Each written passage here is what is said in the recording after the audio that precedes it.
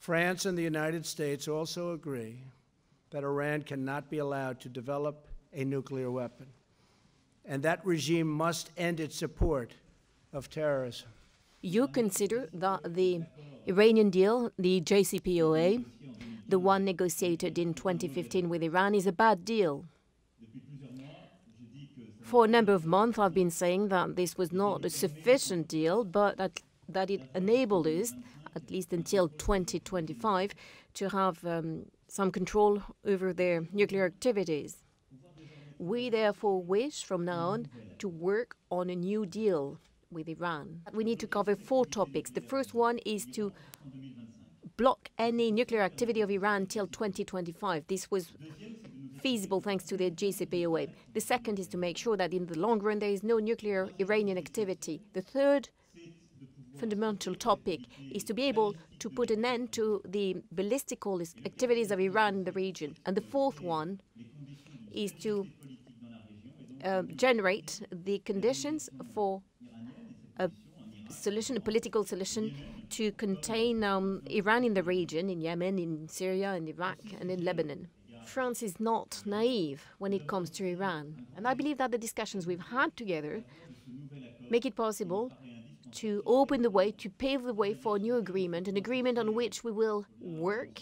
And beyond our European partners, we would like to involve the regional powers. They should have made a deal that covered Yemen, that covered Syria, that covered other parts of the Middle East where Iraq is involved, where Iran is involved. They didn't do that. And what we have to work on, obviously, with Iran and the different parties in the region, the P5 and our allies, is to find a fair deal where we can fix the overall situation. And I think we will have a great shot at doing a much bigger, maybe deal, maybe not deal. We're going to find out, but we'll know fairly soon. I do not know what President Trump will decide regarding the JCPOA, and it is his responsibility. The JCPOA is the first pillar of this framework I just described.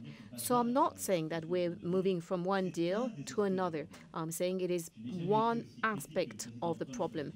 I've never been as critical of the JCPOA as President Trump has, because I believe that we can usefully add to it.